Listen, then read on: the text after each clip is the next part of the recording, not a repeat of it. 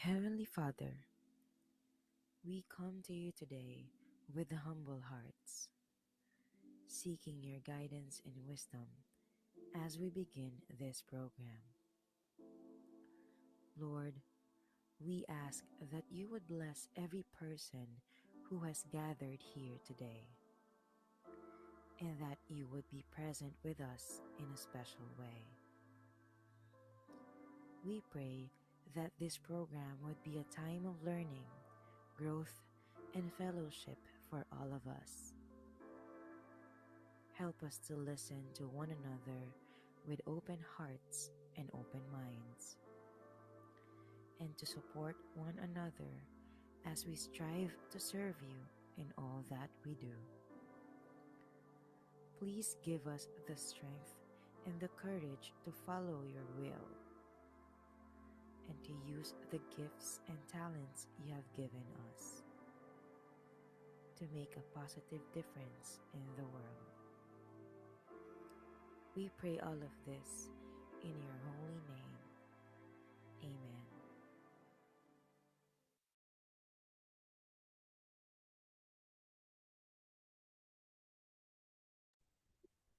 Hello, everyone. Good evening once again, especially to those who are currently here sa ating Zoom conference participating live, no, para sa ating session about Healthcare 101, to be specific about the fundamentals of ICD-10.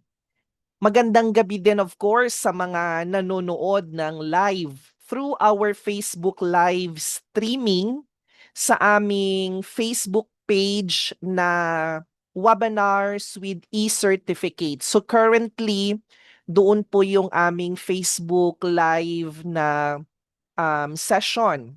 Kaya sa mga nanonood through our Facebook live, magandang magandang gabi din po sa inyong lahat. So everyone, including myself, no, excited for tonight sa ating session about healthcare because this is our first na webinar series under this category. Aside from the fact na ang healthcare is also close to my heart, no, because by education and by profession, I am actually a registered nurse. And yung ating resource person and mentor for tonight was my former colleague then. Years and years ago, when I am still practicing my career as a nurse. Kaya I'm very thankful na meron tayong competent na resource person to talk about ICD-10. So syempre sino ba naman yung qualified, no, to discuss the topic kundi yung certified ICD-10 coder din talaga. Kaya naniniwala ako na with the insights na i-share niya, pati yung personal experiences niya, mas madali nating maintindihan yung fundamentals or introduction to this specific topic. Hindi ito siya training ha, kasi hindi naman kakayanin ng oras lang, no, para makapag hands-on or talagang ma-walk through kayo sa pag-classify ng mga diseases. So this is just a webinar and knowledge sharing lang talaga tayo from our resource speaker. So bago ko i-transfer ang chance for our speaker to start her discussion, meron muna tayong mga kailangang sundin na mga basic house rules, no? And I'm sure you are all familiar naman sa mga house rules na to kapag merong mga online sessions or webinars like this. So make sure na your microphone are muted all the time, no? If you want to speak, baka meron kayong gustong sabihin, meron kayong gustong i-share before unmuting yourself, mag-raise muna kayo ng hand para ma-recognize bago kayo magsalita, no, para hindi ma-interrupt si speaker, and at the same time, yung kasamahan natin dito sa Zoom. Please use the chat box responsibly. Kung meron mang itatanong sa inyo si mentor, no? Baka meron siyang gustong itanong sa inyo, as much as possible, we are expecting na you will also respond to the questions or kung ano mo yung ipapagawa niya para mas engaging yung ating session tonight.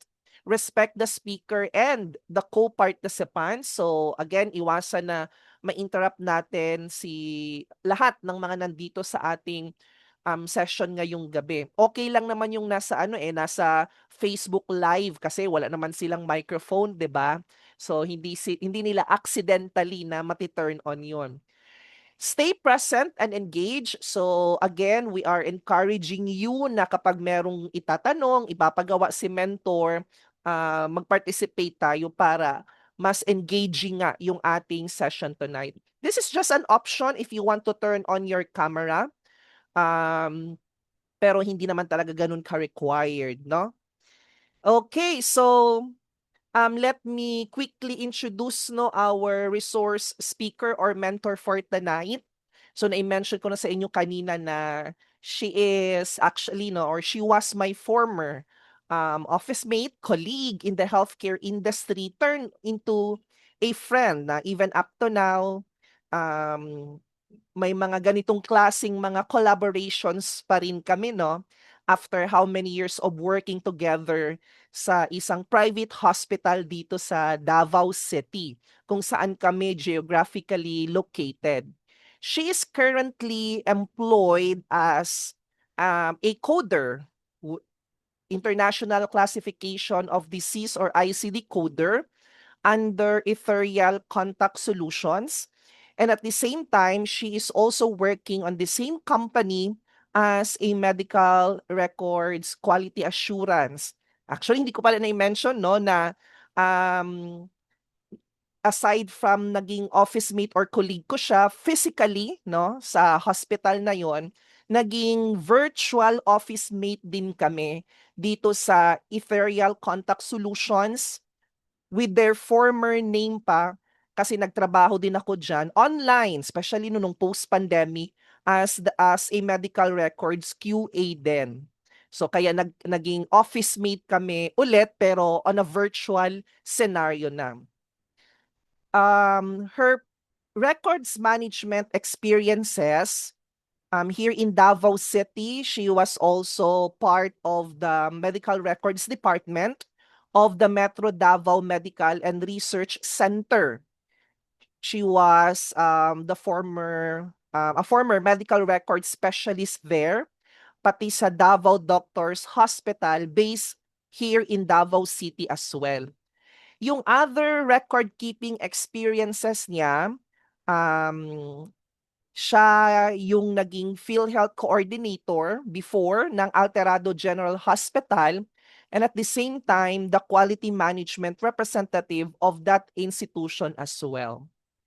So, without further ado, please help me welcome our mentor and our resource person for tonight. We have Mentor Kathy. So hello, Kath. Good evening. Hello, Kath. Baka naka-mute pa yung microphone mo.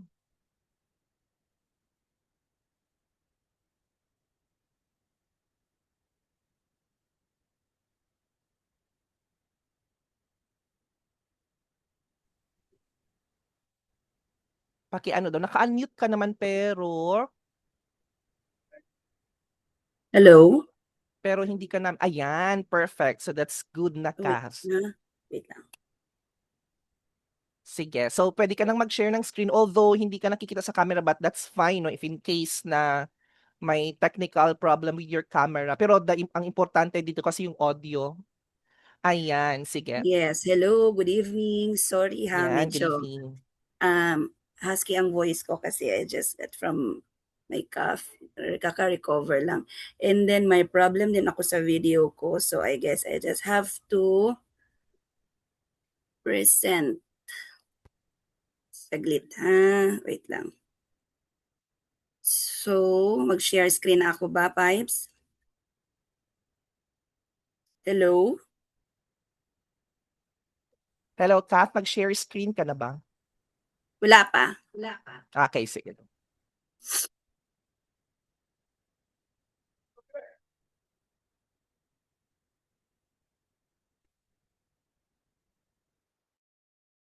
Nakikita na?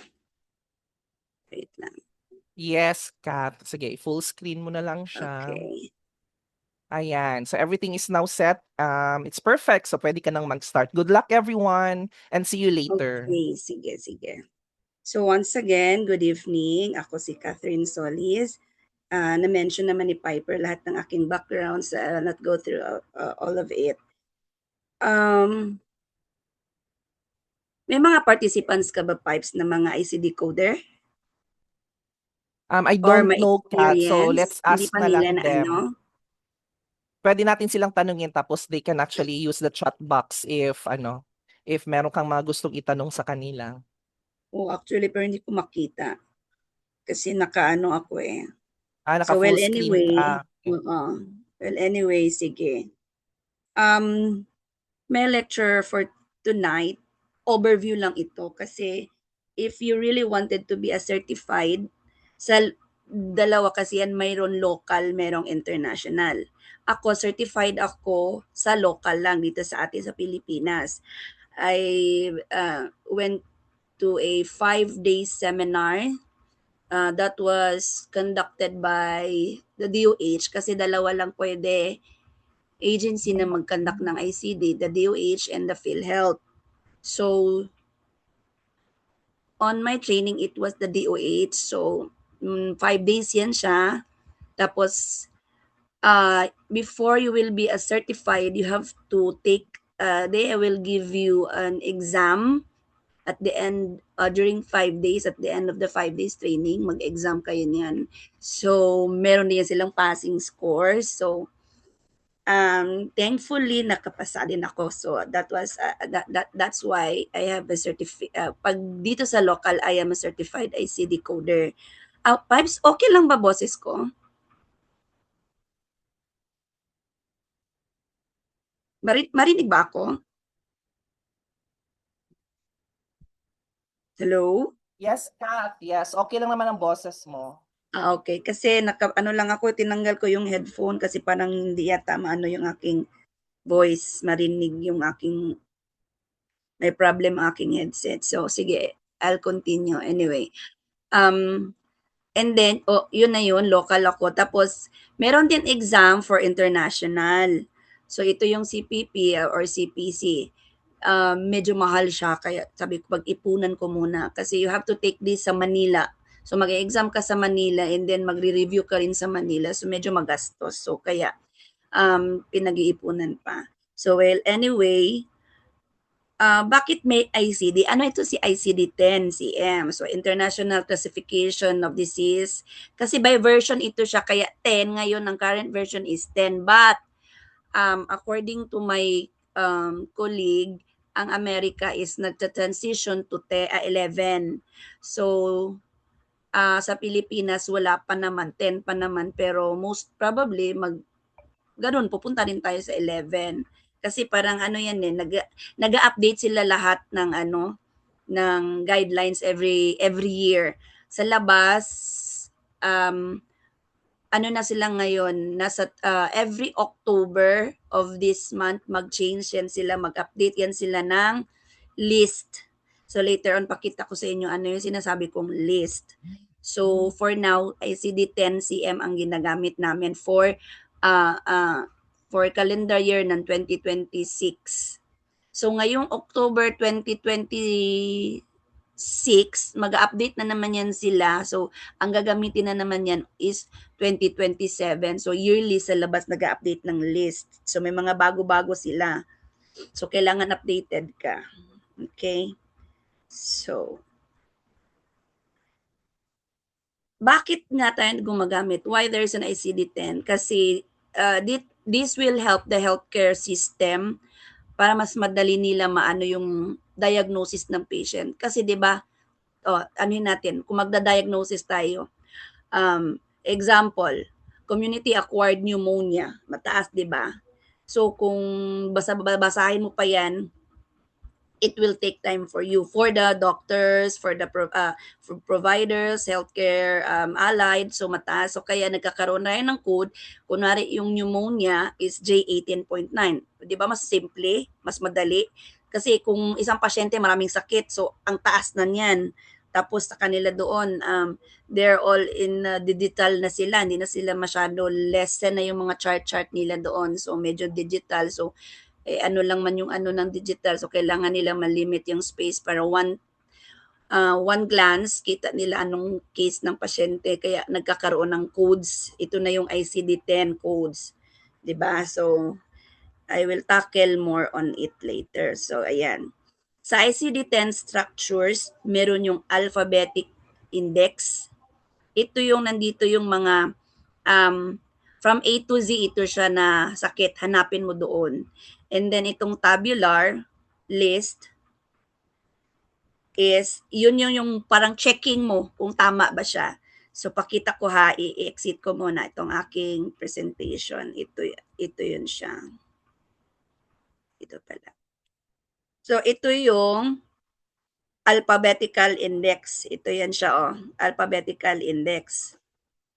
Andito yan siya lahat ng mga sakit. Ayan, aberrant, abduction, nandito yan. Like example, yung sabi ko kanina, hanapin natin si pneumonia. So, ang daming pneumonia, pero hahanapin natin yan siya nung nag-uumpisa sa letter P. Wait lang, sobra yata ako. Ayun. Di ba ang dami? So, sa pneumonia, ang dami din yan siya nakakategorize. Ayan, ang daming mga sakit under. Tapos, kung gusto mo i-check yung ano mo, wait lang, saan ba yung pneumonia? Gusto mo i-check yung kung tama ba ito siya, ito si pneumonia. So, ayan, ang dami niya, no? Kunwari, community aspiration pneumonia, ito, J96, ang code niya. Meron pa yan siya, o due to, ganyan-ganyan. So, anyway, overview lang to.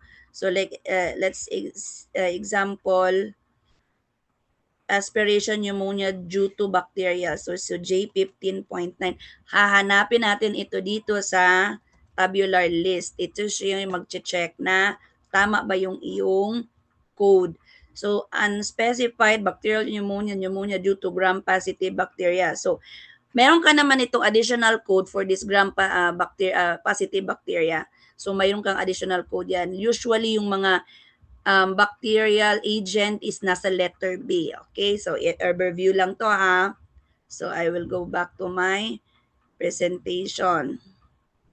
So yun na yun, alphabetical index and the tabular list. So dalawa yan, both must be used. Pero may separate pa na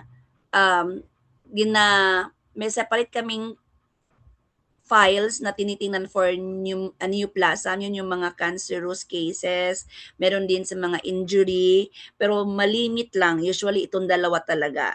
So ito na, mayroon akong example.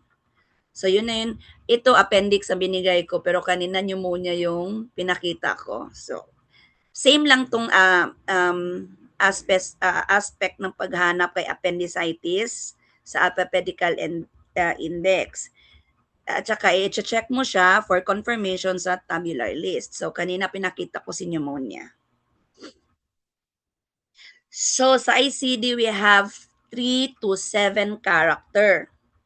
So, kanina example, si J15.9, di ba? Yung aspiration pneumonia due to bacterial. Ang meron na 7 character is yung mga nasa S code. Yun, ano yung nasa S code? It's the injury. Mga injury yung nandyan. And then mga T then. T, what are those in the T codes? It's the infections. Mga infections, may mga 7 character yan sila. And then yung mga 3 character categories, yun yung yung di ba kanina pinakita ko. Ito si J15.9. So ang sinasabing character ito, letter first, J, that's one character. Then numerical na itong susunod niyan. So ito kung 3 character lang, so hanggang G15 lang tayo. Pero may 0.9 tayo, so 4 character tayo dyan. So, ito yung example ng 3 character. Pero this is only the main, the topic. Meron pa yung sub. So, kailangan dun ka sa pinaka-low or pinaka specific na character ang kukunin mo. Kasi ito, hindi to siya, kung alone lang to siya, like wala itong mga nakalagay dito, wala itong J16.0, J16.8. Kung ito lang siya, meaning yan na yung pinaka-final. Pero since meron pa siya, so hindi pa yan siya. So ang pinaka-final, ito na yan siya. Pero example, hanap tayo dito na yung mas meron pang S-code. Itong S-code. S27.4. Yan, marami yan siya, oh. S27.4213.4213, 6 character yan siya. Need yan ng 7 character. Ang 7 character niyan is letters na siya. So, ano yan siyang sinasabi ko? Andito, ayan. Ito yung 7 character. A for initial encounter. Usually, ginagamit si A sa hospital setup. Yung sa amin kasi, it's para siyang sa atin, recovery. Pero sa kanila doon, separate ang recovery. Like, kunwari, fully okay ka na, pwede ka na discharge. Pero kailangan mo pa mag-undergo ng therapy. Yun yung pupuntahan mo. Yun yung tinatawag doon sa amin, SNF. So, doon ka sa SNF pupunta. Kasi meron ka pa mga therapy. So, ang tawag na, pag napunta ka na sa therapy na facility, it's letter D na subsequent encounter ang gagamitin mo na dito na kadikit ni S27.332 D para sa amin D. Ito namang S, sequelae, usually ginagamit yan siya sa ibang facility din, like yung mga rehab, yung mga pero seldom lang kasi to ginagamit ang sequelae. Like kunwari parang nagkasakit ka, tapos bumalik uli na parang side effect na siya, yan yun na yung ginagamit na sequelae nila. Okay? Sige, balik tayo. Yun din. Ito na yung 3 character category, then 7 character may be required. So, ito na yung binigay ko na example kanina doon sa tabular. A fracture code requires 7 character for encounter type. Yun na yung A, D, and S. So, without it, the claim is invalid and may be denied. So, kailangan talaga siya pag may fracture, meron kang 7 character or else denied ang claims ng pasyente mo. So, itong X fills empty spaces. So, example nito ito. Ito si T36.0 lang yan siya. Pero, kailangan mo man siya ng 7 character, ito, kailangan mo makalagay ka ng 7 character na either A, D, or S. So, kailangan mo mag-fill in ng X. Kailangan mo mag-fill in ng X. So, ito na siya, T36.0X1A. So, si X is placeholder lang. Tapos, ito namang A is the initial encounter, either A, D, or S. So, common siya sa injury and poisoning codes. Okay? So, hindi siya lahat merong ganito. Mostly lang nasa TS. And then, ito naman, ma-encounter nyo din ito sa tabular. So, check na, hanap tayo ng example para mas makita nyo. Okay, hanap tayo ng mayroong nakasabing not elsewhere classified. Meron yan. Hindi yan siya dito sa S. Let's try the N39 UTI. Yan.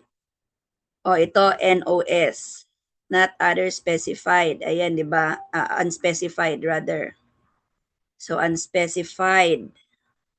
Meron din yan si NEC, yung not elsewhere classified.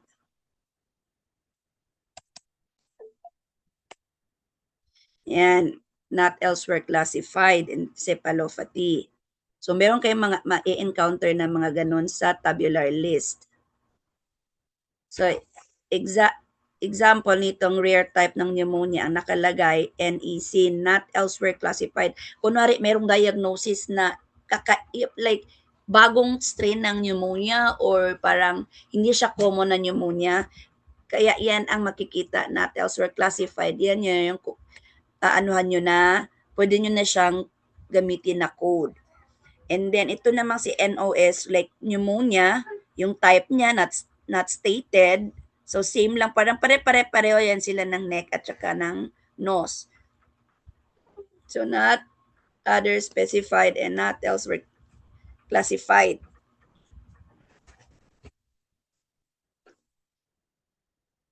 And then, another na thing that you have to consider, ang mga includes notes. So, merong includes 1, may includes 2. Sa example natin, congenital versus acquired condition. So, exclude 1. Sa hypertension naman and diabetes, exclude 2. So, anong ibig sabihin nito? Wait lang. Anong ibig sabihin na exclude 1? Balik tayo.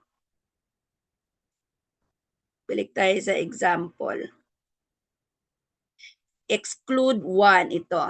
Ang ibig sabihin ni exclude 1, kung ang code mo si G93.6, cerebral edema, tapos may kinode ka na P11.0 or under sa SO6.1, yun yung mga traumatic head injury, hindi mo pwede i-code. So, either isa lang ang pipiliin mo sa kanila, itong si G93.6 or si SO6.1. Kasi, ibig sabihin, hindi sila pwede magsama. Hindi sila pwede magsama sa isang kodan mo, sa isang pasyente. Kasi parang, na-cover up niya na yan kung ano yung nandito kay si SO6 at saka ito. Kasi itong SO6, traumatic man ito. So, kunwari traumatic dahil ang injury ng pasyente traumatic. So, ibig sabihin traumatic is yung nabangga, nahulog, so yung mga ganon. So, pag ang case si pasyente nahulog, so dito ka sa kay SO6. Kung yung case naman ni patient is non-traumatic, like mga nagkaroon siya ng cerebral edema dahil lang din sa ibang sakit niya, nagkasakit siya ng ganun din na parang cause na din na nagkaroon ng cerebral. So, dito ka kay G93.6. So, ganun yung system ng coding namin. Okay. Si exclude 2 naman, either pwede siya wala, pwede din siya meron. So, pwede silang magkasama, pwede din sila hindi. So, walang problema kay exclude 2. Kay exclude 1 lang talaga. Kaya be careful kayo pag magko-code kayo. Make sure titingnan nyo yung susunod na guidelines nung sa base, yung main code nyo. Tingnan nyo kung meron pa bang nakasulat sa baba para malaman nyo kung may exclude 1 siya or wala. So, the etiology and manifestation, alamin mo muna ano yung etiology niya, meaning ano yung main reason bakit siya na punta sa hospital or sa facility. Then, yung mga manifestation niya na is the secondary. So, example, Parkinson's disease with dementia. So, yung first mo na, na first code mo is the G22 for the Parkinson's disease.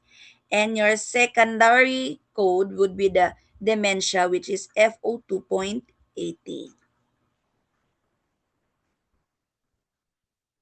So, meron kang makikita din dun sa ating tabular and or with, so convention. So, and or, ang with implies relationship. Ibig sabihin, meron. So, it will link assume unless stated otherwise. So, example natin itong si diabetes with neuropathy. So, ibig sabihin, meron akong diabetic and then nagkaroon ako ng neuropathy. So, related sila sa code. So, i-code mo sila. Meron yan silang combination code, diabetes with neuropathy. So, code as related. So, even if not explicitly stated, kahit hindi sinabi, pero alam mo na mayroong neuropathy si pasyente, kasi paminsan, ganito magsulat ang doktor, diabetes, and then, common neuropathy. Yung may iba naman, diabetes with neuropathy. So, whether na-state niya na ganon with the neuropathy or without, alam mo na may combination code yan siya. They are related to each other. So, i-code mo na yan sila as one.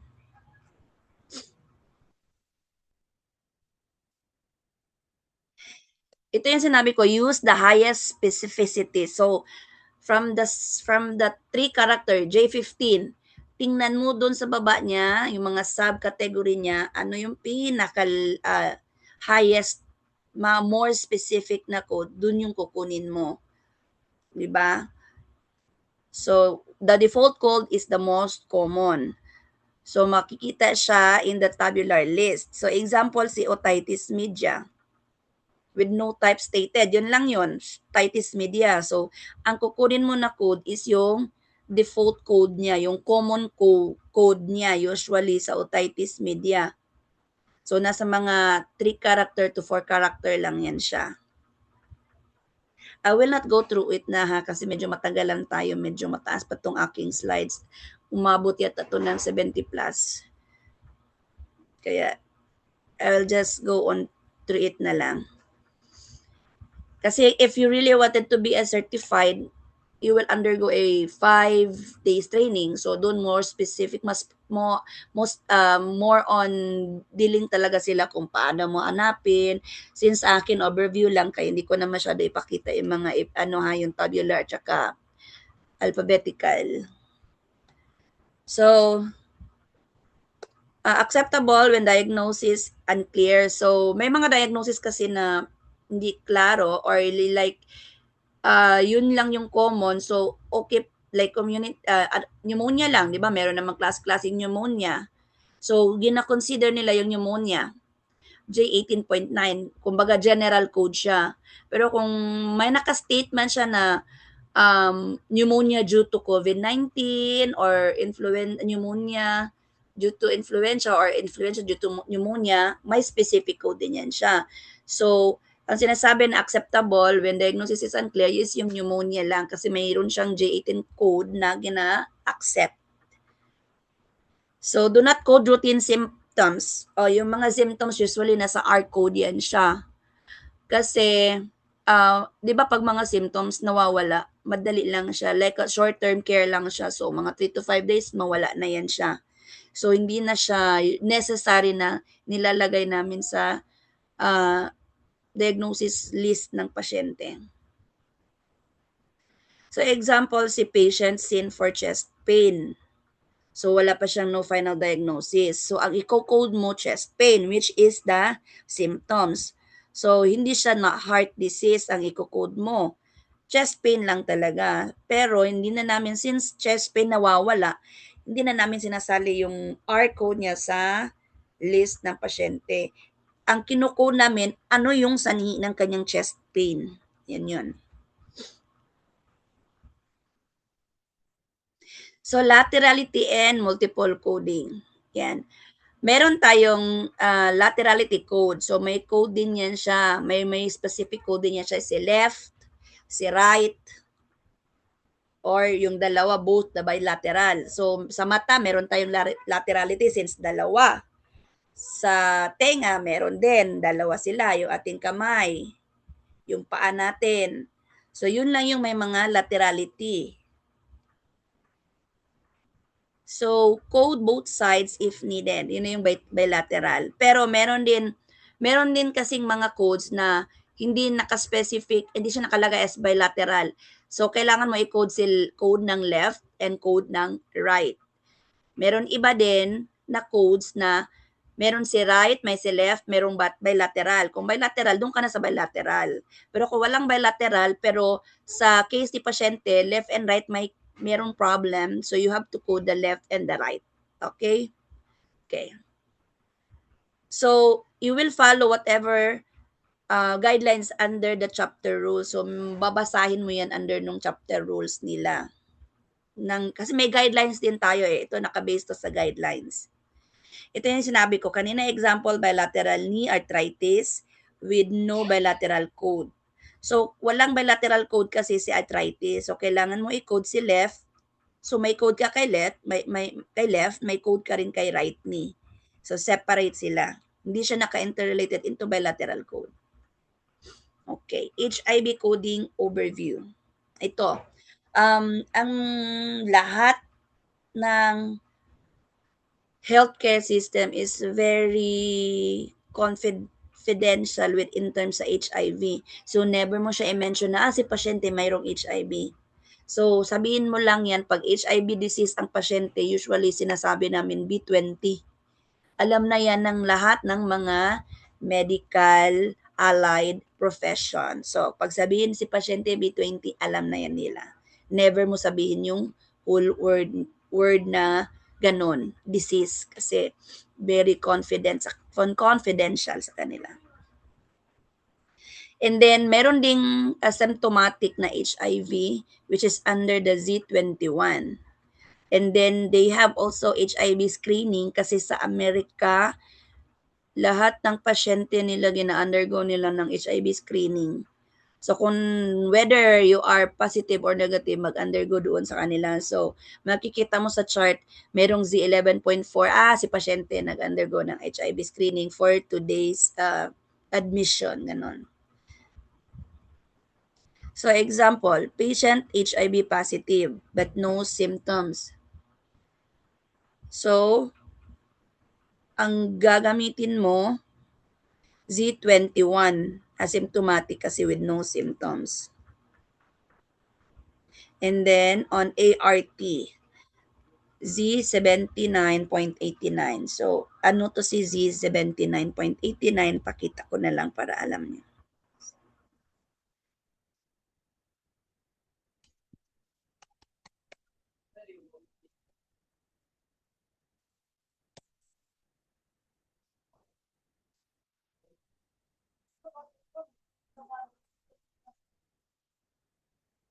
So, ibig sabihin, si pasyente is nasa other long-term current drug therapy siya. So, may mga therapy siyang tinitake. Kaya noon, merong ART siya. Though no symptoms siya, but then positive siya. So, kailangan niya mag-undergo ng therapy. Ito i-add mo, Z79.899. Okay? Kuha. Sige. So, let's go to B code. B95 to 97 are the infectious organisms. So, may mga sakit tayo na related dahil sa mga infectious organisms. So, example nito, itong si strep, streptococcus, si staphylococcus, si enterococcus, other bacteria, viruses. So, ito yung codes, ito yung mga codes nila, B95 to B97. Bali, additional codes lang yan sila. Kasi, kung gusto, may mga doctors na gusto nila malagay yung anong infectious agent ang nakakos nito na sakit. Ano yung mga usually sakit na meron? Yung sa UTI, di ba? Meron tayong E. coli. Pag sa pneumonia, meron tayong Klebsiella pneumoniae, yung mga ganun na sakit. So, kailangan mo magkaroon ng B95 to 97 codes kung mga pneumonia, mga UTI ang case mo, yung mga URTI, yung mga ganun. So, these codes identify the organisms that causes the diseases. So, usually, you will see this in the instructional notes. So, makikita mo doon, mayroong nakalagay under kay pneumonia, code first or code also. Yan, kung kailangan niya ng ma-indicate yung kanyang infectious code. So, meron din tayo mga antibiotic resistance. Those are under the Z16 code. Yung mga resistance yan sila. So, use Z16 kung meron siyang antimicrobial resistance. And then, you will only assign this infection code kung hindi siya specify na resistensya. Example, infection code, then Z16 code. So, yung first mo na code dito is yung B95, B96, B95 to 97. And then kung meron siyang antimicrobial resistance na case si pasyente kasi usually nag-state yan ng doktor sa niya sa assessment plan. So, kunwari, mga vancomycin resistance, resistant to vancomycin, so shift to yung mga ibang type ng antibiotic, nakalimutan ko na. So, maglagay ka ng Z16 code, meaning meron siyang resistance sa antimicrobial. So, let's go to sepsis, severe sepsis, and septic shock. So, si sepsis, you will code underlying systemic infection first. So, kailangan mo i-code muna yung kanyang specific code. So, ang common code ni sepsis is the A41.9.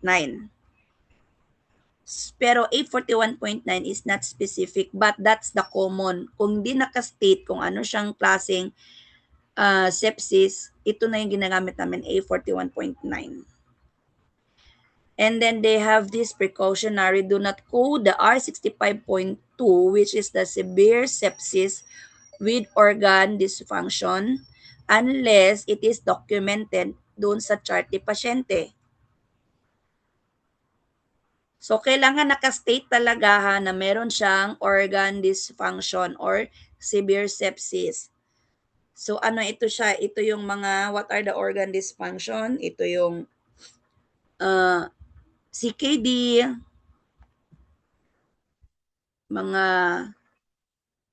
yung mga chronic diseases na, yan siya ang kailangan mo siya gamitin na yung mga ganun na code. So, ang urosepsis naman is very vague. So, parang kumbaga general siya na anong klase.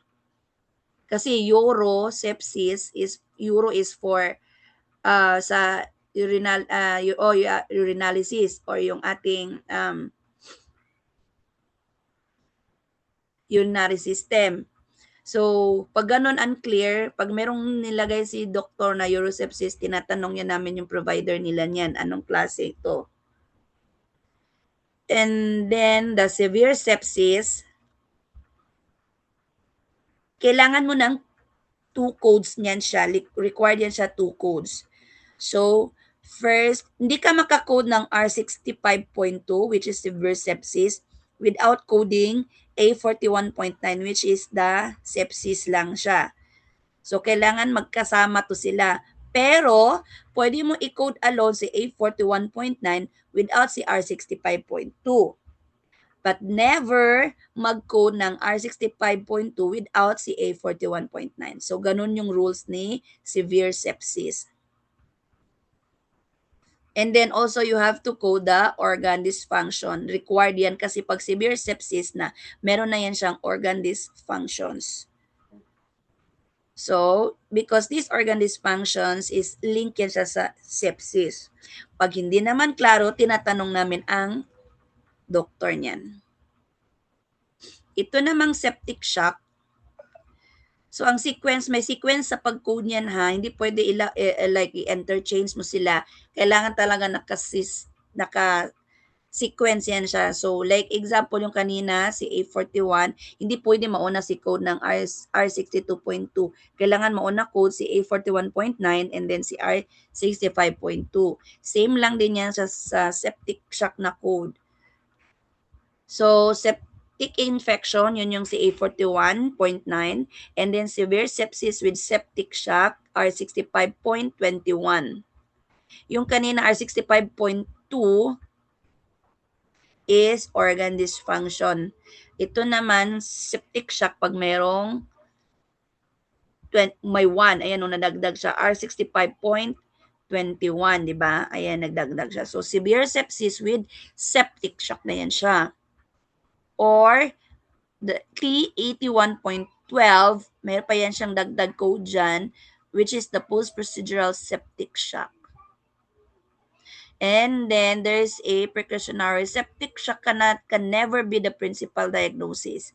So, hindi siya pwede maging principal, meaning yung parang siya ang main, kung mag-file ka ng case ng pasyente, siya ang gawin mong primary, hindi po pwede. Hindi ka babayaran, denied ang case ng patient mo, yung claims denied. So, kailangan nasa parang supporting ano lang yan siya, supporting diagnosis lang siya. Pero importante siya na naka-indicate yan siya na ang pasyente nagkaroon ng septic shock. Pero itong mga septic shock and organ dysfunction na code, for hospital settings lang yan siya. Pag nasa SNF na yan sila, hindi ka na magkukode ng ganun. Kasi meaning, naka-recover na sa pasyente, si patient nitong septic shock, nitong organ dysfunction na ito, kasi nag-undergo siya ng antibiotic therapy. So, pang-hospital setup lang ito ng mga diagnosis. So, pag may nakakita ka nito, present or POA, present on admission, so they have the rules here. If severe sepsis is present on admission, so ang code mo, infection, which is the principal, yung A41.9, and then yung secondary, ito R65.2. So, if severe sepsis develop after the admission, meaning, wala siyang hindi siya nagka-severe sepsis, meron siyang sepsis pag-admit, and then nagka-severe sepsis siya during the course of admission, so, both are secondary. So, i-code mo yan sila. But the timing is you have to query the doctor. Okay?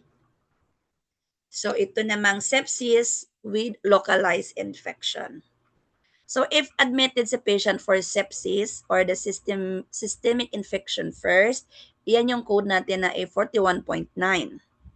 So, if admitted for localized infection, then nagka-develop lang siya ng sepsis, so ang i-code mo, yung localized infection na code. So, yun yung siya ang magiging main mo. So, what are the, ano example nitong mga localized? Ito yun siya. For the post-procedural sepsis, post-procedural infection code is the T. So, nasa mga T code yung mga post-procedural infection. Example natin sa T81.41. So, meron pa yan siyang dash, meaning may karugtong pa yan siya. Makikita mo kung ano ang karugtong niya dahil may dash doon na sa tabular list. So, ito namang T81.44, it's sepsis following a procedure. So, wala siyang sepsis pagpasok sa hospital, but nag-undergo ng procedure. Yung procedure nagkaroon ng sepsis. Ito na yun siya, yung T81.4 na code. So, meron ka rin code sa organism code mo. Malaman mo kung naka-indicate doon sa chart ng pasyente. Kung wala, we have to query the provider. And then, if severe sepsis ang naka-indicate sa chart, we will use the R65.2 code. So, if the procedural is septic shock, undergo septic shock, iba si severe sepsis ha, at saka si septic shock. Itong si severe sepsis, ito yung mayroong related ng organ dysfunction. Si septic shock din, ito siya, nagka-shock na si pasyente, may code yan siya ng kanya. So, ang gamitin mo na code, hindi itong R65.21, kundi 881.9. 12. May karugtong pa yan siya. So you will find it there in the tabular list. So ito namang MRSA or the methicillin resistant Staphylococcus aureus, may rules din yan siya. So the MRSA infection with combination code. So kunwari, nakalagay MRSA, sepsis. 'Di ba pag sepsis alone, may code si sepsis A41.9. Ito naman si MRSA alone, may code din yan siya. But pag magkasama sila, dalawa, si MRSA sepsis, ito yung code niya, A41.02. Pag magkasama sila, okay? So you will use the combination code. So, do not add. Huwag mo na mag-add kasi ito yung code ni MRSA kung alone lang yan siya. B95.62, yan siya. Then, itong D16.11, meron yan. Ito yung antimicrobial na code. So, never mo siyang gamitin kung gumamit ka na ng code na A41.02. Never combine the two codes. Okay? So, meron ding MRSA infection without the combination code. So ito na yung sinabi ko kanina, kung separate sila, hindi sila related to each other pag sabi ng doktor. So code the infection, which is A41.9, plus add the infectious agent, which is the B95.62. Ito yung MRSA colonization. And then, meron din kasing MRSA na carrier na nandyan na yan siya. Hindi siya nagkakosay ng disease, pero present siya. Yan yung sinasabi nila na AMRSA colonization. Usually, nakikita lang yan siya sa snares natin. So, nagka-positive pero wala ka namang ibang mga sakit. So, nandyan lang yan siya. Kaya code mo is carrier ka ng MRSA is CZ222.322. Yun yung sinabi ko kanina. So we also have this Zika virus code. You will only use the code A92.5 if it's confirmed. So kailangan na confirm siya sa laboratory na patient, makikita doon. So gagamitin mo siya ng A92.5. Pag sinabing suspected, possible, or probable, so you do not need to code it. Pag may symptoms, you use the code Z20.821 instead if symptoms lang. Pag suspected, possible, probable, wala. No. So let's go sa COVID-19 highlight. So COVID-19, bago lang to na code. Nag-start lang tong code na ito, itong U07.1 yung during nagkaroon tayo ng COVID-19. Bagong code ito siya. So this is the additional code. So code for COVID-19, it is confirmed na nagkaroon siya ng COVID dahil sa confirmatory laboratory niya. So you will use the U07.1. Kailangan naka-document. If nakalagay suspected or probable, so you do not need to use the 07.1 or you do not need to code it. Pag meron namang COVID plus sepsis, so we have to follow the sepsis code, sepsis guideline, which is uunahin natin si sepsis, which is the A41.9, and then additional code natin ang COVID code. Meron tayong post-COVID condition, which is the U09.9. So when we will use the post-COVID condition, if si pasyente initially na-admit siya with COVID, and then na-release na siya or like na-discharge na siya, and then all of a sudden bumalik si patient sa facility or sa hospital, still may COVID siya, so you will use the post-COVID. Pero like kunwari previous admission nag-COVID and then ngayong admission wala. So you will use the history which is Z86.16. So we will have a scenario for this. So sepsis, so organism not specified. So the documentation stated patient admitted with sepsis. Blood culture pending pa. So no organism specified. So you will use the code A41.9, which is the sepsis and sepsis is documented pero yung organism is under pending pa.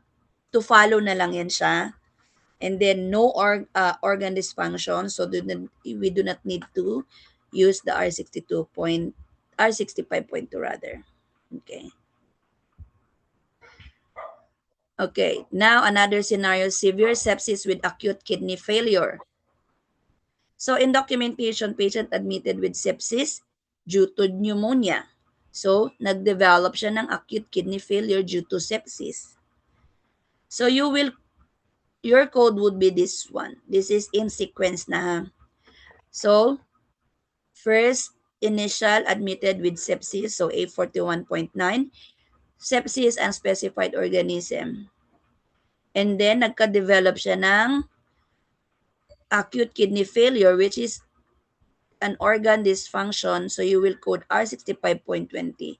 Severe sepsis without septic shock. And then you will code the AKI, the N17.9, acute kidney failure or acute kidney injury unspecified. And then, meron siyang pneumonia din, so you will code the G18.9. It's unspecified organism. If it's specified, dun hanapin natin yung type ng organism niya kung may related siya sa pneumonia. So, the explanation is infection first. That's the sepsis guidelines. And then severe sepsis, since meron siyang kidney failure, so our severe sepsis ka 65.2. And then ano yung type ng organ dysfunction niya, i-code mo. And then the pneumonia would be the secondary since it's just a localized infection. And then scenario 3 with septic shock na si patient. Example, documentation. Patient admitted with E. coli, sepsis, and septic shock. So you will code first A41.51 sepsis due to E. coli kasi meron na tayong combination code ni sepsis. Wait lang. Meron tayong combination code ni sepsis due to E. coli. So ito na yung code niya, A41.51. So ang i-code mo na lang si septic shock, which is R65.21, severe sepsis with septic shock. So why? Because septic shock is considered as severe sepsis.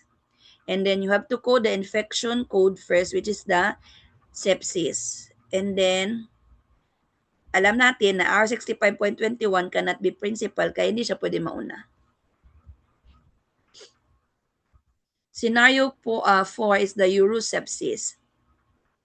So ganito pagka-state, admitted for urosepsis. So what will you do is to ask the provider. You have to clarify what kind of urosepsis is this. What kind of sepsis is this, doc? To be clear, so in order for you to have a specific code. Kasi walang code si urosepsis.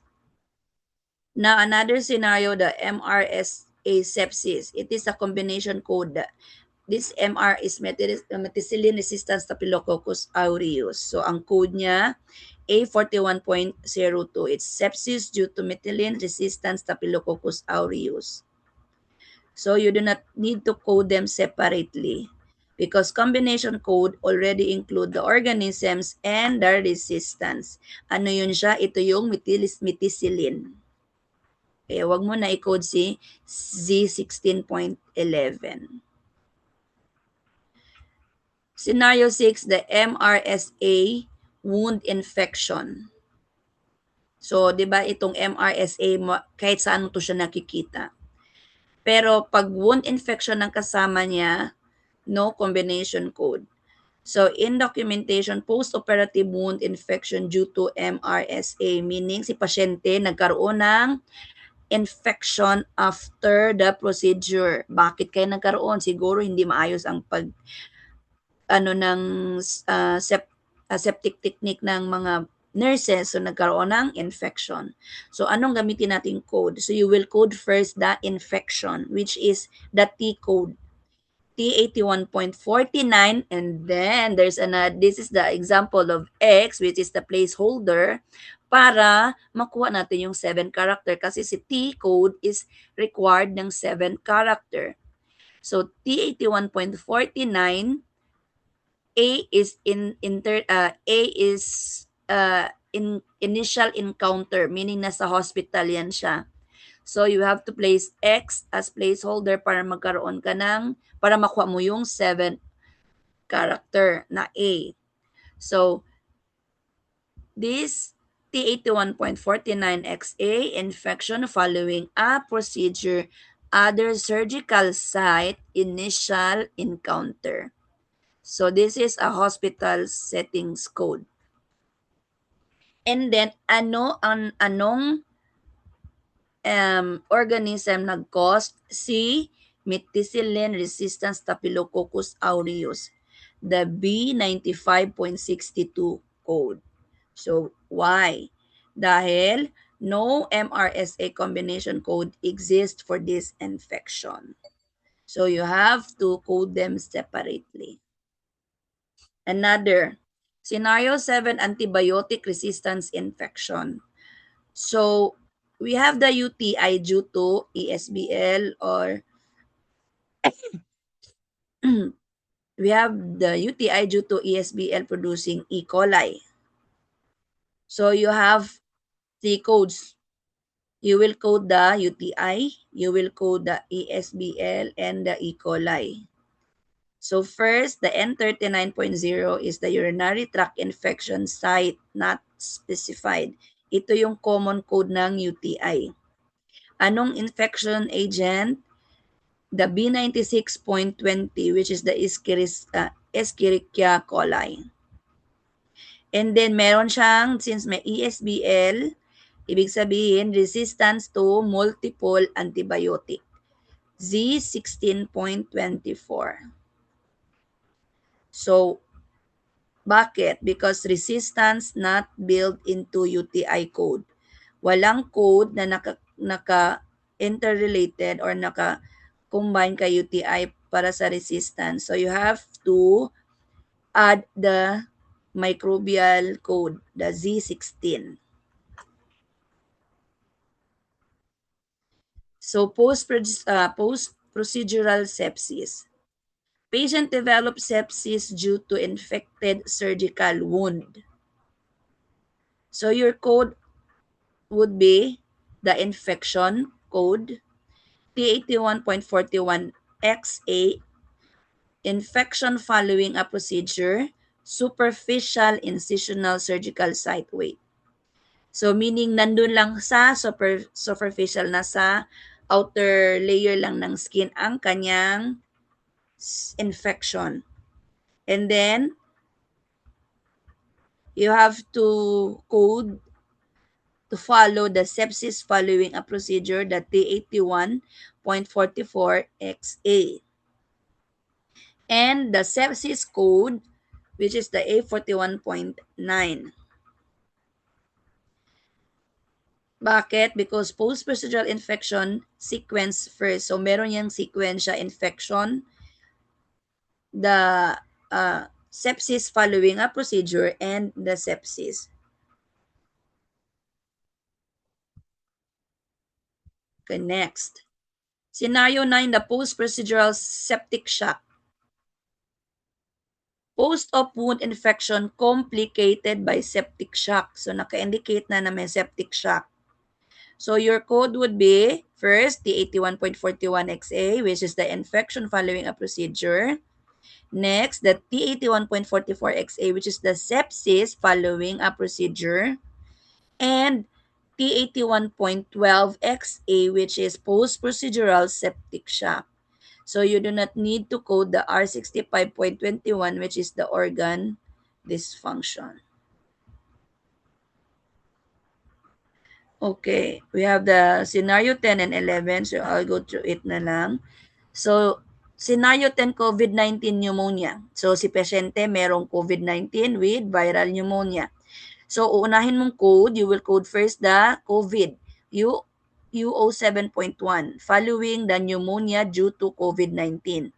So, merong combination code itong si pneumonia ha. So, you will not use the J18.9 na common code dahil meron siyang combination code na G12.82, pneumonia due to COVID-19. Now, the scenario 11, COVID-19 progress to sepsis naman. So, COVID-19 infection complicated by sepsis, you will use the code. Always, pag merong involvement ng sepsis, mauuna talaga ang sepsis code. So, A41.89. Other specified sepsis, and then follow ang COVID code na UO7.1. Bakit? Because the sepsis guidelines will override the COVID sequencing. So, always sepsis code kung merong involvement ng sepsis. Okay, scenario 12. MRSA colonization. So, ito na yung sabi ko mga normal flora natin siya sa ating katawan, which is commonly makikita si MRA sa nasal swab. So magkakapositive ka pero wala ka namang infection, so you will be a carrier. So your code is Z22.322, carrier or suspected carrier of MRSA. Okay, we are now here in the chapter 9, circulatory system. Code under this chapter 9 are the I00 to I99 codes. And the chapter 10 is the respiratory system. What are those code? J00 to J99, and alam natin na ang UO7.0 is a COVID code, which is usually nasa respiratory lang talaga. So, example here, a hospital coder is reviewing a discharge summary involving hypertension, CKD or chronic kidney disease, and heart failure. So, knowing the combination code, rules avoid under coding. So, may code tayo nito. Mayroong code for a combination of hypertension, CKD, and heart failure. So, we will not code separate for hypertension, separate for CKD, and for heart failure because they have a combination code. So, hypertension, presume relationship. Pag with, ibig sabihin magkasama sila. So, they have the causal relationship. So, applies to heart and kidney condition. So, no provider leakage required unless stated unrelated. So, di mo na kailangan tanungin ang doktor. Pag may makita ka na hypertension, CKD, heart failure, or congestive heart failure, alam mo na may combination code yan siya. So, you don't need to ask the doctor. Meron din kasi na nakaspecific na talaga siya, so more specific, so no need really to ask the doctor. So, example natin here. Diagnosis list, hypertension plus CKD stage 3. So, code as hypertensive CKD. So, even the provider does not explicitly say na due to hypertension. Nakalagay lang hypertension, CKD stage 3. So, use the combination code. So, the category I11 code is the hypertension with heart disease. So, includes there is the heart failure and ill-defined heart diseases. So, you will record I50. This I50 code is for the heart disease or heart failure, itong I50. So, example, hypertension plus systolic heart failure. So, you will code hypertensive heart disease with heart failure, the I11.0, and you code the heart failure. which is systolic heart failure, I50.22, the chronic systolic heart failure. You will ask me, bakit may code man lagi na I50.22? Sabi, combination code. Yes, because you have to specify what type of heart failure. Kasi there are a lot of different types of heart failure. So you have to specify what type. So you have to add the I50.22. If it state it's chronic systolic heart failure, you will use this. There also code for the acute systolic heart failure or the combination of systolic and diastolic. So you will see that all in the tabular list. So hypertension plus CKD. So the CKD code would be the N18. So acute renal failure will be coded separately. Example case, hypertension with CKD stage 4. So same manner in the heart failure, you will code the combination code of hypertensive CKD is the I12.9. But since CKD has different stages, you have to code it. If it stays there, CKD stage 4, so you will code the N18.4. If it's CKD stage 3, you will code it N18.3. If it's 2, N18.2. So you will know it if what type of stage in the documentation of the doctor. Okay. So the combination code, hypertension plus heart disease plus CKD. So you will not code separate the I11 and I12 because they also have the 3 combination for the hypertension, CHF, CKD. For combination, if they have these 3 illnesses, you will use the I13.0. And then you will state what type of CHF. I50.9 is for the heart failure and the CKD, and 18.3 for CKD stage 3. Okay? So, maraming combination pag hypertension, CKD, and heart disease. So, we have also hypertensive cerebrovascular disease. So, these codes is under I60 to I69. But in our facility, here in an SNF settings, we do not code the I63. We do not code from I60 to I67 because it's a hospital setup.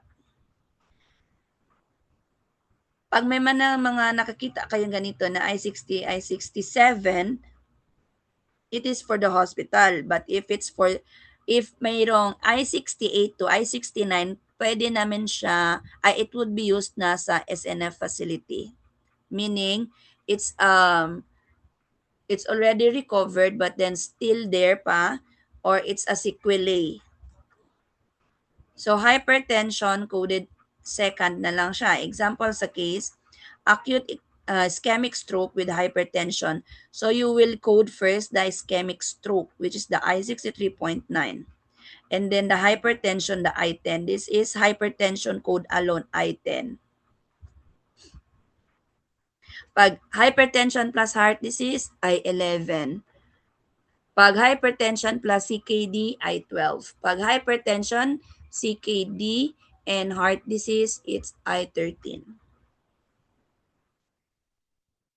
We also have hypertensive retinopathy.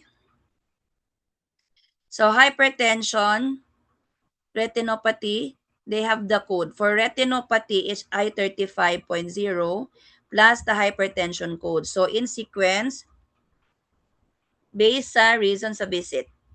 So example, visit for blurred vision. Then, nagkaroon ng hypertensive retinopathy ang diagnosis. So, you will code first the H35.03. Then, following the I10 for the hypertension.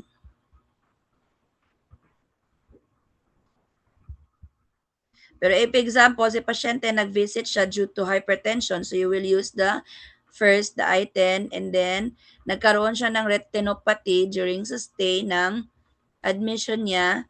So, you will code the secondary H35.2, H35.03 rather, sorry. So, secondary controlled and uncontrolled hypertension. So, meron tayong mga diagnosis na ganito. So, if it states secondary hypertension, there are two codes involved. Controlled, uncontrolled, still coded as hypertension, whether they are stated as this. And then transient hypertension is equivalent, not equivalent to chronic hypertension. If it's transient, you will not consider is chronic, ha? So in this case, hypertension due to renal artery stenosis. So the code would be for renal artery is I-70.1 and for hypertension related to artery is I-15.0.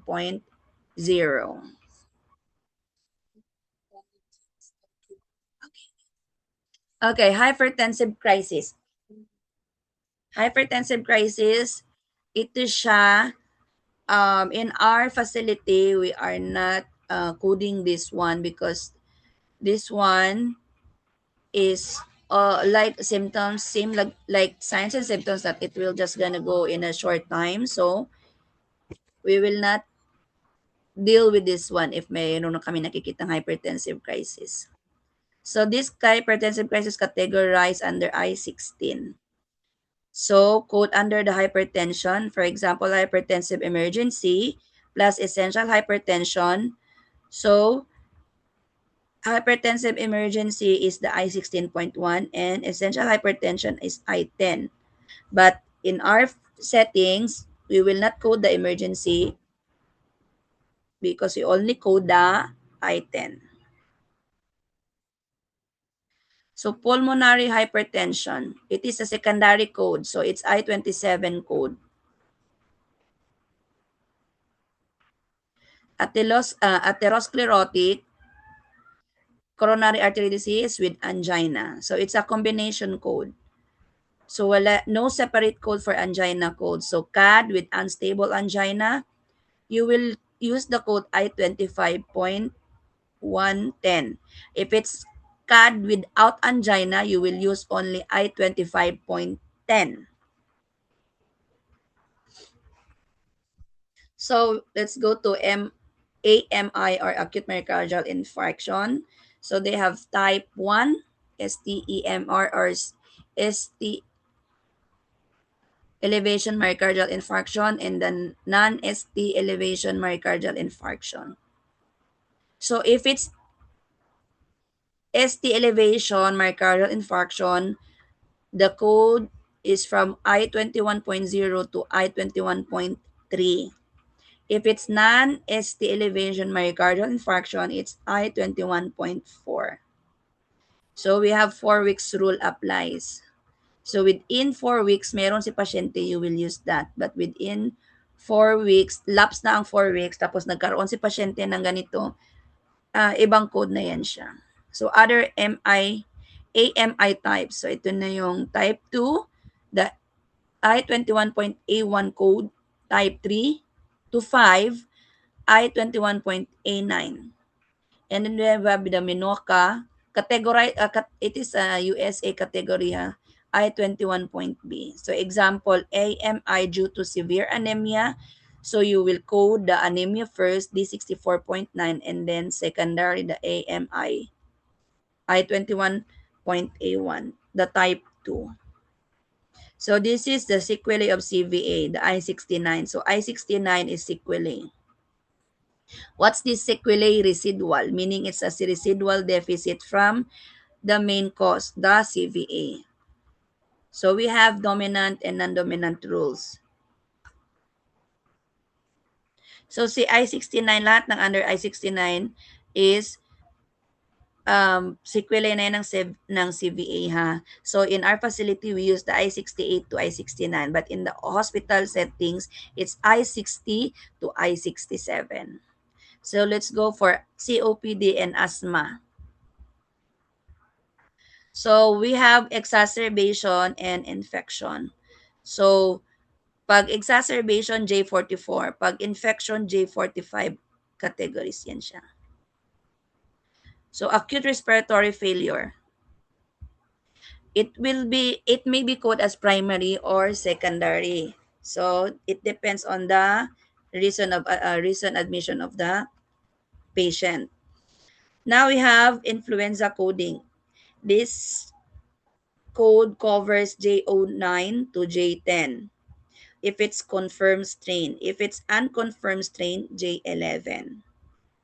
We have also ventilator-associated pneumonia. It must be documented by the provider. So we will use J95-851 for this associated pneumonia. And then we have also vaping-related disorders since vape is now a hip of the Z generations. So if it's vaping due to COVID or vape due to COVID or vaping or COVID with vaping related disorder. So UO 7.0 will be the principal, and then the vaping related disorder is the secondary. So we will code them separately. Now for the chapter 11, disease of the digestive system, covers the K00 to K95. This one reserved for future guideline expansion. Meron silang ni-reserve nito, so I will not deal on it much today because it's still under guidelines expansion. So let's go to chapter 12, the disease of skin and subcutaneous tissues, that covers L00 to L99 codes. So pressure ulcer stages, we have stage 1 to 4. So for the pressure ulcer, the 3-character code or the common code is the L89. Then if specified stages 1 to 4, so there's also a code for stage 1, 2, 3, and 4. So it depends on the deep tissue injury involvement and if it stays unstageable or unspecified. Let's go for this scenario. 80 years old patient with sacral pressure ulcer stage 2. And then it progresses to stage 3. So you will assign 2 codes, admission stage and the higher stage. So initial is stage 2. So you will code stage 2. And then it progresses to stage 3. You will code also stage 3. Or like another is there's stage 2, then stage 3 and stage 4. So you will not code the stage 3, but you will code the stage 4 as the highest stage. So only 2 codes involved or should be coded. Now, for non-pressure chronic ulcer, this related to diabetic patient. So we will not code the healed ulcer na ha. So syempre healed na, so we will not code it. So healing ulcer code by severity. So of course we will base it on the stages. So same sila. So ito yung sinabi ko, scenario diabetic patient with plantar ulcer, healing, and then stage not documented. So you will code as unspecified severity. So you will code the diabetic code. Ang diabetic code is E11, and then you will add the ulcer code, which is the L89 code. So you have 2 code here. Now, let's go to chapter 13, the musculoskeletal system. Involve the M00 to M99 codes. So you have laterality here. So bone versus joints coding. So they have the separate code for bones and for joint. So if multiple site, so you will code it individually. Meron din namang code na it's combined already, so you will code it as one na lang. So you will also have an acute versus the chronic condition. So if it's acute injury, it's chapter 19, which is the M code. And then if it's chronic or recurrent na condition, chapter 13. So, since chapter 13 tayo, we will deal on the chronic and recurrent. Chapter 19, later on na lang yan siya. And then we will also consider the pathologic fracture and osteoporosis. So the M code, 7-character A, active treatment. D is routine na lang. So yun yung kanina sinabi ko na merong 7 character. And then the M80 code, lahat ng M80 is osteoporosis with current fracture. And then M81 is without fracture. So kunwari sa patient na admit, may osteoporosis and then due to trauma, nagkaroon ng fracture, so M80 code. So marami pa itong lahat ng M80 ha, meron pa yan siyang M80 point something 1.2 ganyan. Marami pa yan lahat na under, mayroong subcategory under kay M18. Meron ding subcategory kay M81. So patient with osteoporosis has minor fall. So you will code the fracture first, code M80, and then the fracture site. So meron yan siya dyan. Kailangan naka-specific. Chapter 14 is the genitourinary system, which is the N00 to N99. So, andito na si UTI. So, nandito rin si CKD, si chronic kidney disease. So, stage 1 to 5, N18.1, 0.2, 0.3, 0.4.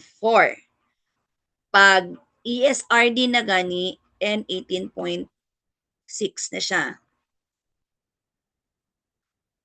What if my transplant? So CKD plus transplant, you will code the CKD stage and then plus the transplant, which is Z94.0. We also have CKD with combination, like yung kanina, yung comorbidities niya, si hypertension. So we use the sequence per tabular convention.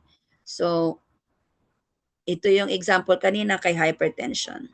So we have scenario CKD stage 3, patient with kidney transplant. So you will code the N83 18.31 for CKD3 and the transplant is Z94.0. The chapter 15 is the pregnancy, childbirth, and perporium. So lahat ng O is related sa pagbubuntis. O00 to O9A. It is a OB code. So, chapter 15 codes take sequencing priority din.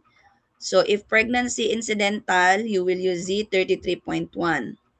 Meron ding code kay trimester and fetus identifier. So, may code para kay fetus. Ang kay fetus, later ma-discuss because it's a P code. So, we have scenario, pregnant patient at 34 weeks admitted for gestational diabetes. So, you will use the code O24.414. It is an code for pregnant patient with diabetic. So, insulin controlled siya. And then we have delivery. We also have codes for after delivery. So, O80 for uncomplicated full-term delivery. Z37, outcome of delivery code. So, after nanganak si patient, example natin si patient is okay lang, walang complicated. So, O80 plus the delivery code na Z37. So, magkasama to sila. Dalawang codes ang kailangan. And then, pregnancy naman with complication like HIV, diabetes, sepsis, or kasi may mga patient sa labas na gumagamit ng mga substance. So you have to code specific codes. They have a specific codes and secondary codes. So example, pregnant patient admitted with sepsis due to E. coli. So, di ba sabi ko kanina earlier na kailangan pag may involved sepsis, mauuna si sepsis code. But different pag OB case na siya. Kailangan we have to indicate first that the patient is OB case. So it's O85 plus B96.2. It's for code for E. coli. Then we have chapter 16. Ito na yung sa baby. Perinatal condition, the P00 to P96. It's related all in the infant. It's a general perinatal rules. So code nevers, we will not use this for maternal record for the baby only. Z38 is the principal diagnosis for birth record. So pag naanak na si baby, automatic mag-code tayo ng Z38. And then we have code for premature and low birth. So it is categorized under the PO7 based on birth weight kasi mayroon ding code per birth weight ni patient and also code per gestational age. We also have newborn sepsis and COVID-19. So P36 is for bacterial sepsis. Yun may yung mga naanak na nagkaroon ng meconium stain, yun yung consider na nila na sepsis. And then if it's with COVID, you will use the U07.1 plus P35.8. Now for chapter 17, congenital malformation. So it is Q code, Q00 to QA1. So code the malformation plus additional code for non-inheritant manifestation. So we have to code it through the life cycle of the patient. So personal history code if na-indicate siya.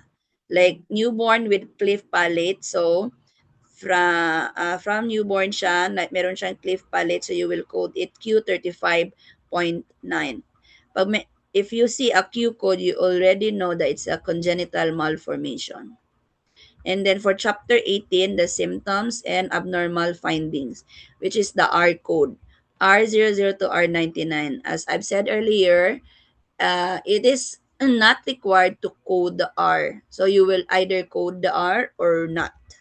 But in our case, since we prioritize the specific code, we are not using the R code. So this is a symptom coding code, the R code. So we will only use this when if its definitive diagnosis is not established, and you have to use the additional code. Kasi we have example of R code that you have to it has to be there. Example is the BPH or the the BPH code, the N40.0 or N40.1. Kailangan siya may kasamang R code. Kasi you will not use N40 pag walang R kasi kailangan mo nandyan. Ano yung mga R code? Is yun yung mga urinary retention, ito yung related kay N40 N40. Urinary retention, urinary frequency, yung nocturnal urination, yan yun siya, mga R code na kailangan nandyan pag nandyan si N40 which is the BPH, which is the benign prostatic hypertrophy. So example, ito. Another example is itong fall. Repeated fall. So kailangan din naka-indicate na yung pasyente is laging nahuhulog para ma-trigger nila ang kanilang fall risk management. If nakita nila na may R29.6, always, the patient is always undergoing fall, so they will trigger the risk fall management. Kaya i-click nila yan. They have this system there, so kailangan naka-indicate din yan R. So meron din tayong R40.20, the unspecified coma. So, yung sinabi ko na meron siya, pwede siya nandyan, pwede din siya wala. May mga lang din yan siya, depende din yan siya sa case ng pasyente. So, meron talaga din case ng patient that you have to put the R code. So, for chapter 19, ito na yung injury and poisoning. So, it's cover the 8.00 to T88. So, you will use the 7 character. A for initial encounter, D for subsequent, and S for sequelae. So, injury coding. So, code most serious injury first. So, ano yung pinakagrabe, yun yung mauna. And then, followed na yung superficial injury. Example, patient with tibia fracture plus contusion. So, you will code first the tibia fracture, following code mo ang condition. Secondary code is the contusion.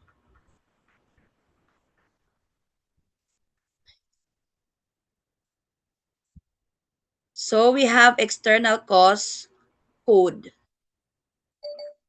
So, in priority order, if this involved, pero in my experience, hindi ko siya na-encounter.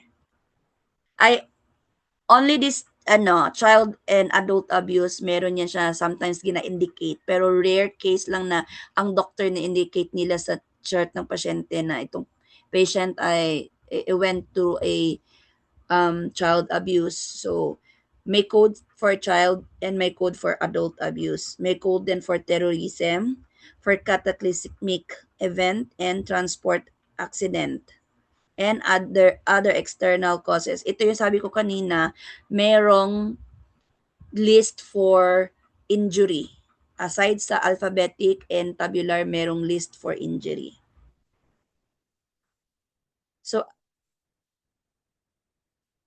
So you will identify what type of fracture based on the provider's record.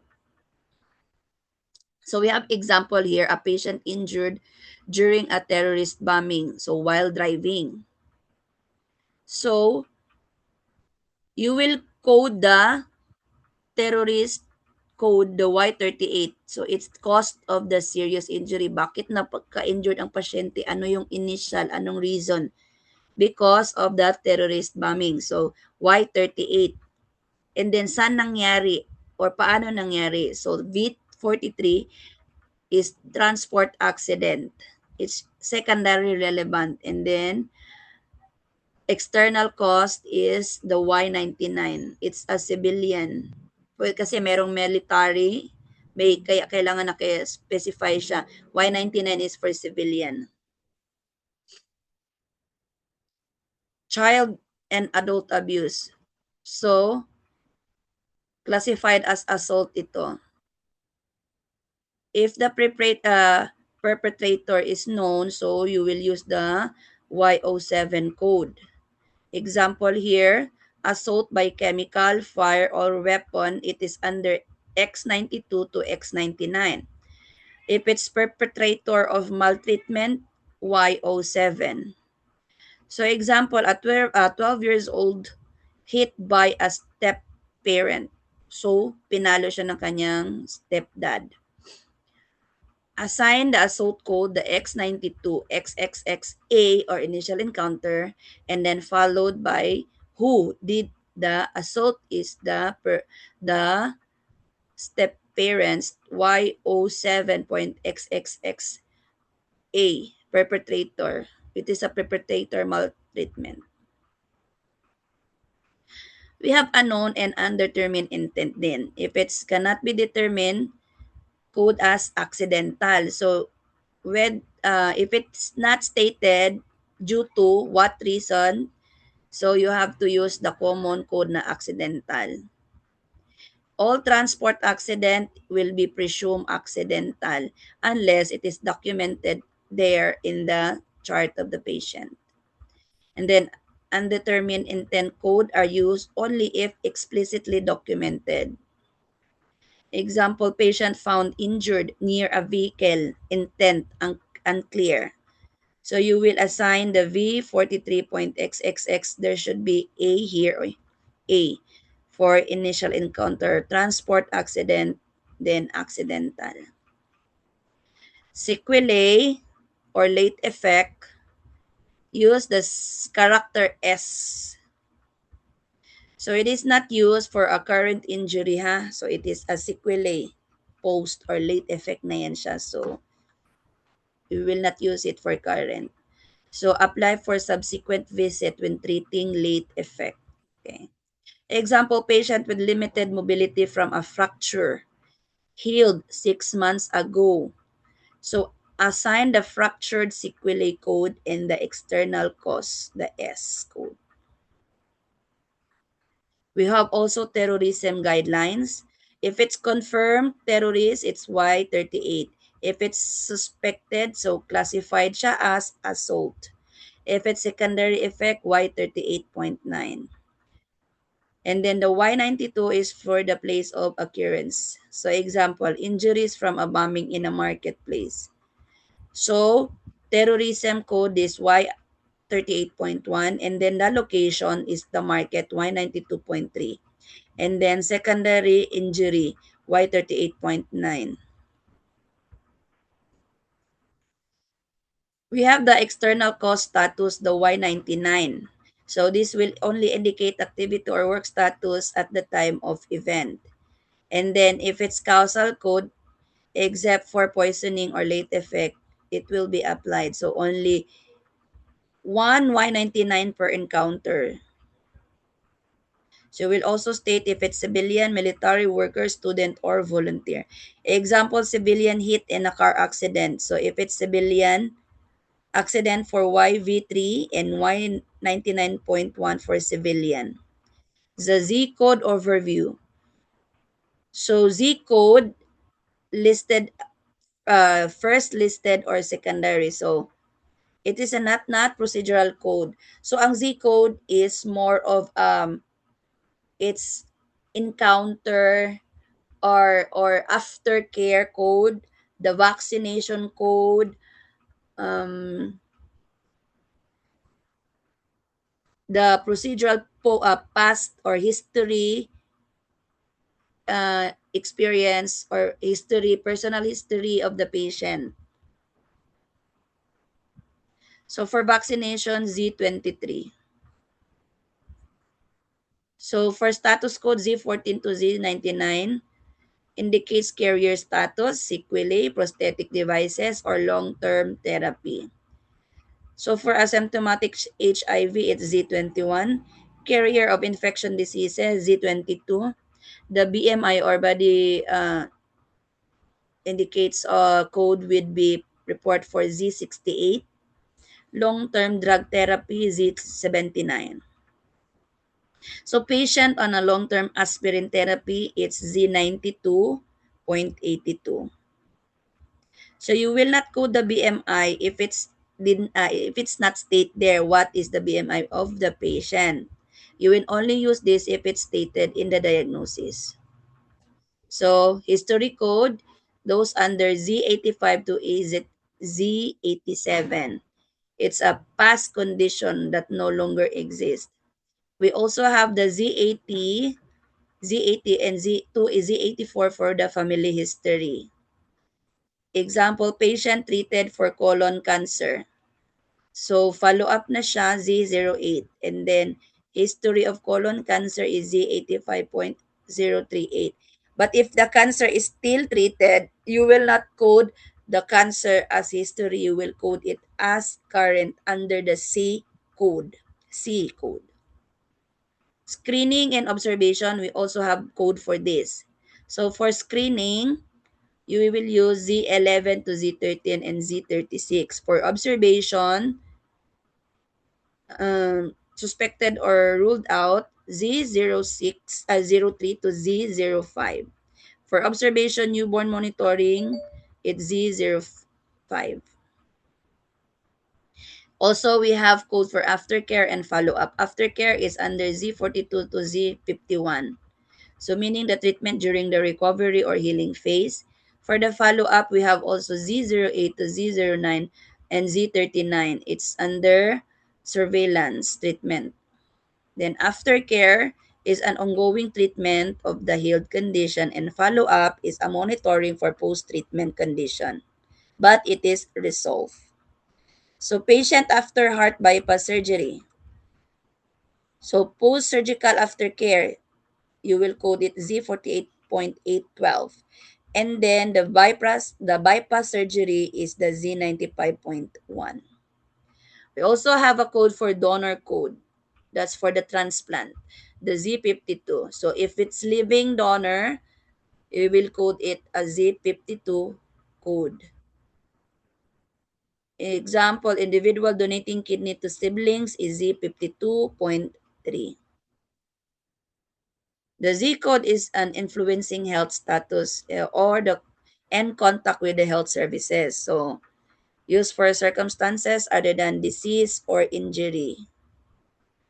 So, example of that are the routine check-up, counseling, reproductive services, social determinant, and also yung mga long-term therapy na.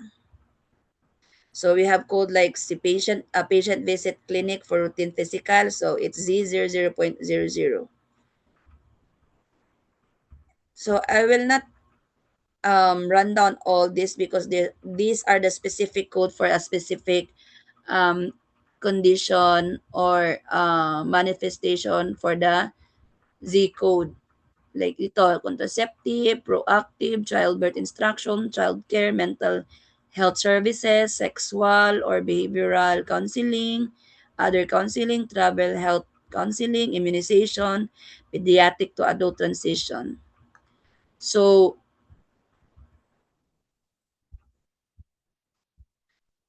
you will use this as primary purpose encounter. If it's example, patient receive an advice on contraceptive, so Z30.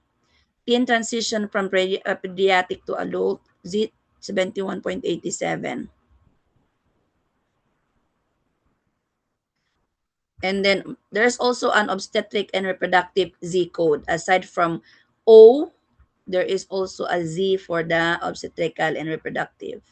Ito yung may mga contraceptive management. Ito na yung kanina.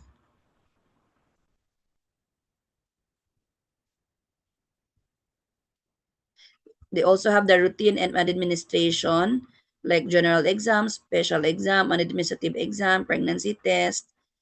So they will undergo for checkup, pre-employment, or pre-op evaluation. There also a miscellaneous Z code. These are the immunization, prophylaxis, the non-remedy procedure and the procedure not carried out, lifestyle, non-compliance, and other health encounter. So patient refuses vaccination, it also has a code Z28.1. So patient non-compliance also has a code Z91.1. Non-specific Z code, these are the admin exam, examination, screening, procedure, donor.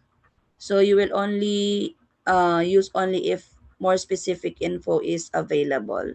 So if it's the info is available, we will not use this one. Only if it's not specified. Principal versus the first listed diagnosis. So the inpatient, it should be the reason why the patient was admitted. So that's your principal diagnosis. For the outpatient, so first listed diagnosis, kung ano yung unang sinulat ng doctor niya during the visit niya, that's the reason of or the first diagnosis.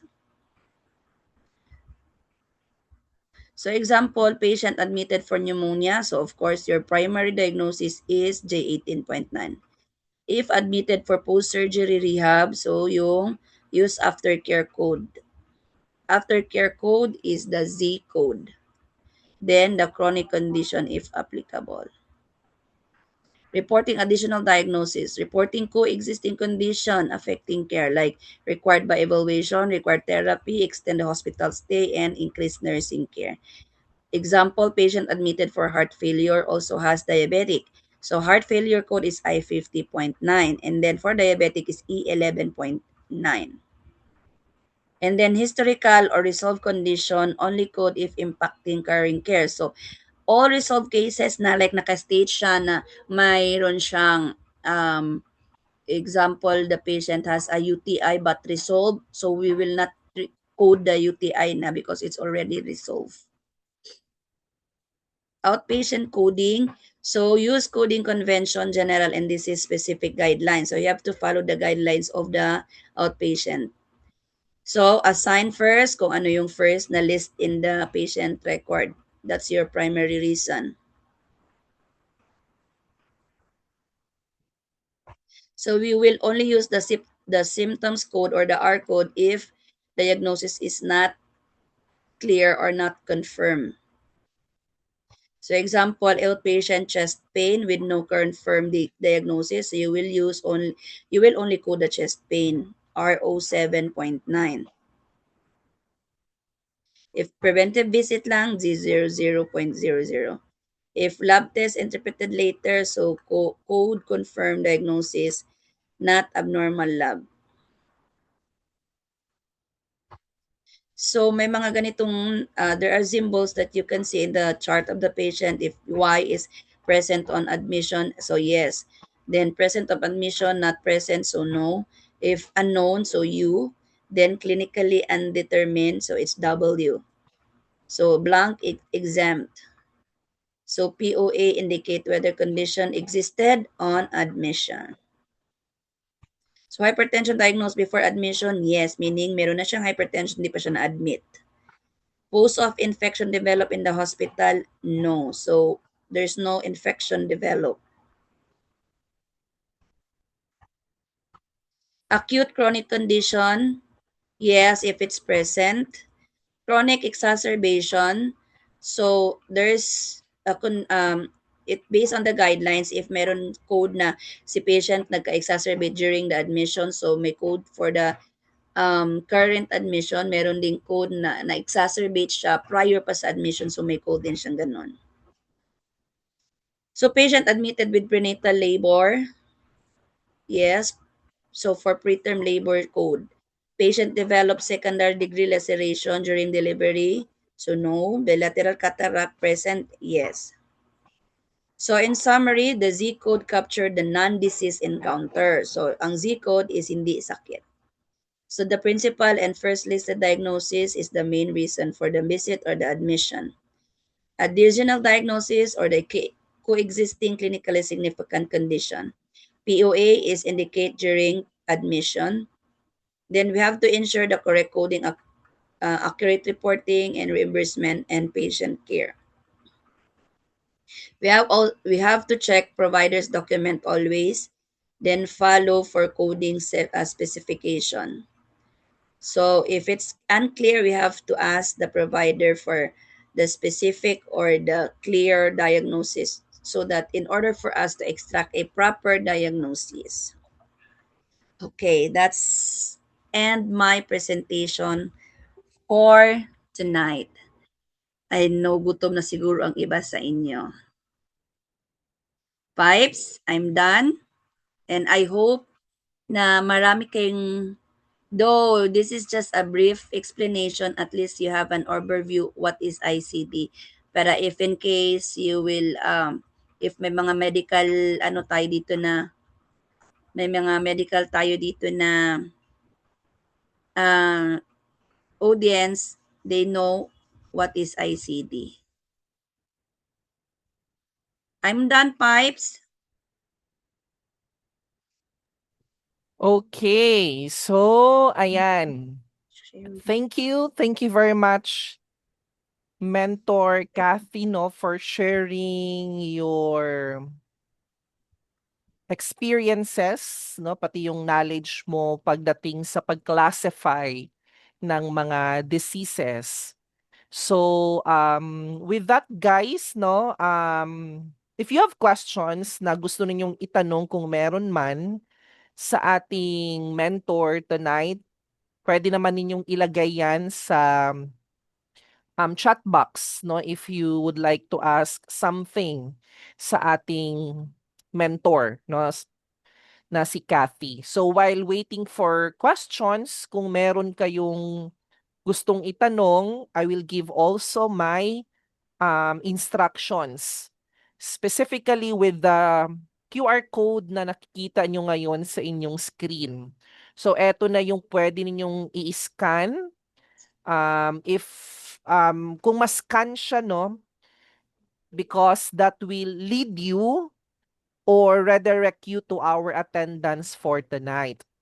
Pero kung sakaling minsan kasi hindi nag-work, no, yung QR, meron din akong nilagay sa chat box na link that will also redirect you sa attendance sheet natin.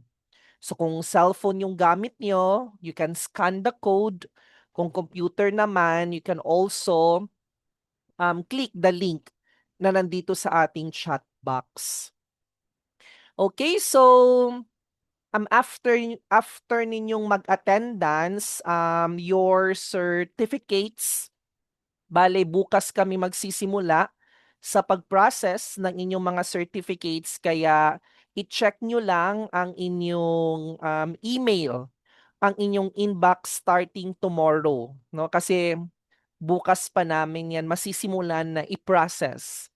And for sure, since konti lang din naman yung ating mga participants,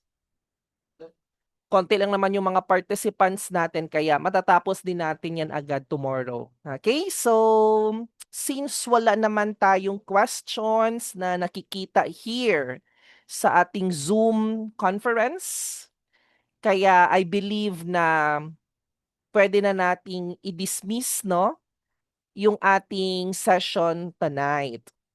Okay, so with that, on behalf of Scale Up Training and Development, again, gusto ko magpasalamat sa ating resource person tonight, si Miss Catherine Solis.